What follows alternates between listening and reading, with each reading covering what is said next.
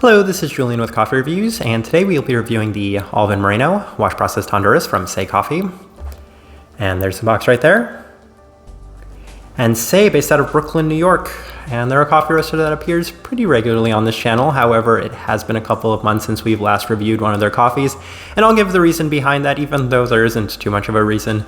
It's mostly due to the fact that we have reviewed so many of their coffees over the last couple of years that we decided to just take a little bit of a break and review some other coffee roasters. However, I have heard some unconfirmed rumors that since our last review, they have switched the actual person roasting their coffee. And I've been told from a couple of people that they have noticed a significant difference in Say's coffee overall. Now, I do drink their coffee pretty regularly, so there are a couple of coffee shops around the area where you can get a cup of Say's coffee. And I honestly haven't noticed too much of a difference, but this is an opportunity to try one of their coffees and see if I can notice a significant difference.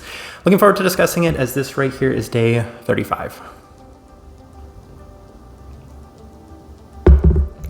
And recipe we went with for this coffee was a 16:1 water to coffee ratio, brewed at 208 degrees Fahrenheit. And I like this one best through the V60, which indicates a more medium fine grind. Now, Say traditionally is well known for being one of the lightest coffee roasters basically in the entire world. This one right here, while most people would still consider on the lighter side of things, is more developed than I typically experience from Say's coffees, so definitely still think a lighter profiled coffee with maybe a little bit more development than typical for Say. With all of that out of the way though, let's go ahead and start discussing this coffee. Day 20 first impression, and it did have an excellent bit of dark sweetness right at the forefront with a bit of the vintage Say brightness, and that's alluding to the very bright acidity that typically is associated with so many of Say's coffees. In addition to that, a little bit of a citric aspect as well. Slightly reminiscent of what I described as an ice cream top brownie on that first start, so it was a positive first impression. I thought it was maybe a little bit better than I typically experience from a first time trying a Say coffee. Day 21, there was a huge abundance of this kind of pretty dark cacao to the cup, especially as it does cool. It was in nice contrast to the bright citric-esque finish, very typical of Say's coffees. Early dark fruit components yet again with plenty of darker sweetness, so I would say a kind of interesting cup, a little bit of complexity, a little bit of depth to it. Day 23, a much more complex cup on this day, as while it does feel slightly softer, there is a cacao component that is slightly less harsh within the cup itself, as the fruits aren't quite as bright in this cup, and even in general, it's not necessarily the most defined or bright fruit characteristics. It felt somewhat custard-like in a sweeter dark fruit aspect, so improvement. So you'll see here, there's a lot of differences in each day that we're brewing the coffee, so you're kind of picking up a lot of different things. This coffee does change a lot, not necessarily in terms of the time, day, or brew method that you're brewing it, even though it does a little bit. It's mostly within the cup itself, as you're not really necessarily experiencing the same thing when you're tasting this cup of coffee at different temperatures, which is, typical for coffee, but more so in this one anyway.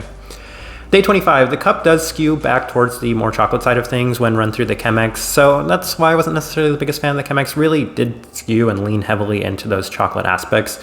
Again, a bit reminiscent of a fudge brownie, still slightly less of the kind of classic, Say, citric aspect in this one. It was a little bit more in moderation, so I don't know, I wasn't liking the trade-off for that, so we really just settled on the V60 from this point going forward. On day 27, it's a little tricky getting the best from this coffee, as it does continue to feel a little bit tame. And that was the thing with all of this complexity. Most of what was in this cup was a little bit more on the slight and subtle side of things. Semi-sweet with a quick finish, and that was also kind of interesting, was it doesn't necessarily have the most lasting finish to the cup. Even with adjustments, I couldn't necessarily get it to have a really strong, vibrant, or lasting finish to it. A little bit of nuttiness, slight herbal earthiness, and the chocolate remains quite prominent, most distinct factor on this day as well.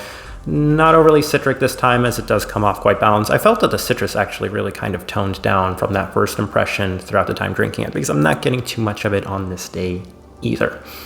Day 29, ran through the Chemex one more time at higher temperatures, mostly because the higher temperatures were just kind of yielding better results with the V60 to see if maybe this would help improvement, and it was probably the best it has been through this brew method, as there was a slightly sweeter nuttiness to the cup in addition to that chocolate aspect that was on the forefront.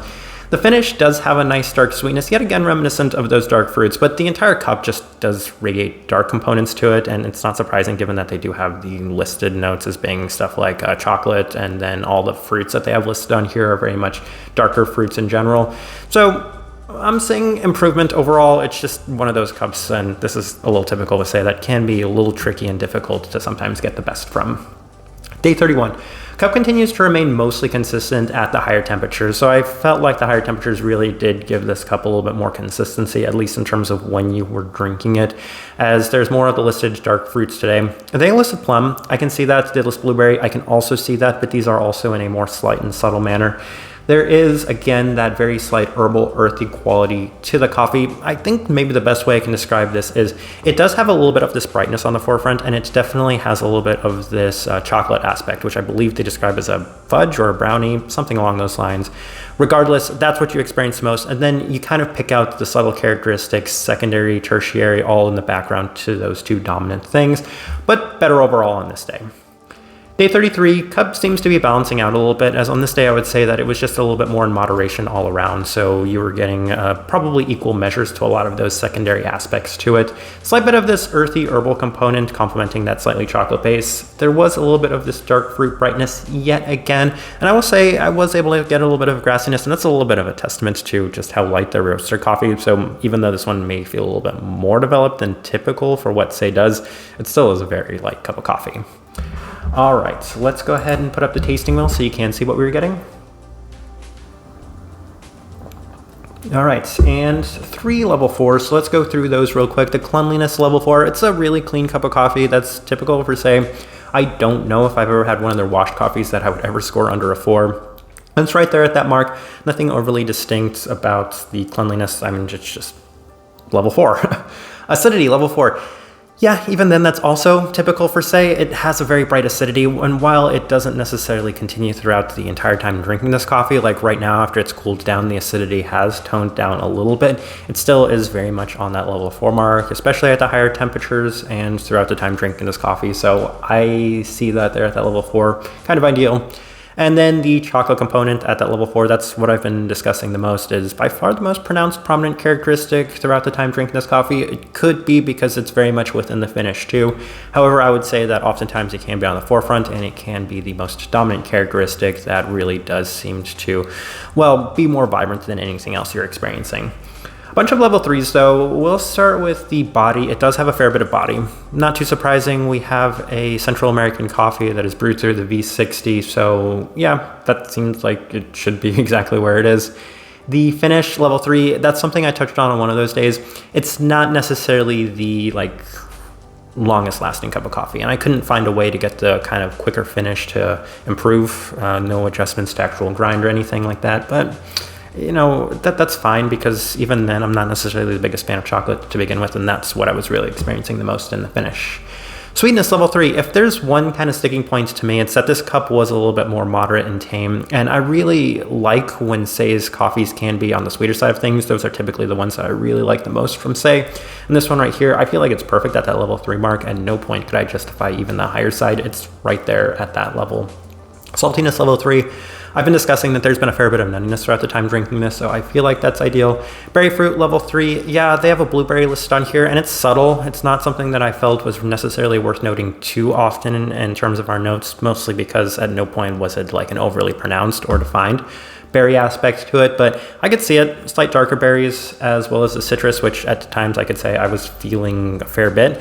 Now, I don't agree with my own tasting wheel, because I guess I completely forgot that plum was a stone fruit, so ignore the fact that it says a 1 on that tasting wheel. You could probably actually put that. I would say it was maybe a little less pronounced. That's a lie. It's a level 3. Okay, so that's an error on the tasting wheel. I can admit that, and I'm wondering if I should go back and fix it. It's fine. Just imagine that that's a level 3 for the tasting wheel, because the plum was, I would say, actually a little bit more defined than the kind of berry components in it. So that's an error on my end. I think maybe at the time I was making the tasting wheel, I was having a little bit of difficulty picking it out, because the chocolate, which we have listed at that level 4, is a lot more pronounced. So I'll live with my error on that one. But anything else really worth noting on this tasting wheel? No, with the exception of the stone fruit, which is driving me a little crazy. I would say that this is a pretty accurate representation of what I was getting from this coffee. All right, so my overall thoughts and impressions of this coffee. I always say we start the discussion at level 4 sweetness, and unfortunately it's not there. So given that this wasn't necessarily the sweetest coffee, It wasn't necessarily my favorite Say coffee. However, what I discussed at the start of this, saying that I haven't necessarily noticed too huge of a difference with Say's coffees, I feel like that's true now. I still haven't necessarily noticed too much of a difference. It has the themes that I typically experience from Say's coffees on the brighter acidity, lighter developed coffee in general, and somewhat inconsistent and difficult to brew at times, because this is one of those coffees where I don't know if I got it right. I feel like this is what this coffee was supposed to be, but I also feel like maybe there was an improvement that could be had to this one. So oftentimes when that's the case with Say's coffees, I just say it's up to me for not being able to figure it out, and I think that might have been the case with this one. Type of person I would suggest this coffee to, though, I feel like there's actually a perfect little niche for somebody that would enjoy this, and it is people that really enjoy their lighter profiled Honduran coffees, because that's actually in line with what I typically experience from Honduran coffees, is that it has the more kind of robust chocolate base to it, and a lot of the secondary attributes are the more subtle background, while at the same time maintaining a lot of clarity to it. It may be lacking on the sweetness for me, but if that's not necessarily a sticking point for you, then I feel like this one offers enough depth and complexity to be a really nice and interesting Honduran coffee. For the most part, I think I'll leave this review at that. If you've by chance had an opportunity to try this coffee or anything recently from Say, let me know your thoughts and impressions of this one, or if you've noticed significant differences in your experiences with them. If you're enjoying the content, give this video a like, subscribe if you're not already subscribed. This right here has been a review of the Olvin Moreno wash processed Honduras from Say Coffee. Thank you for watching.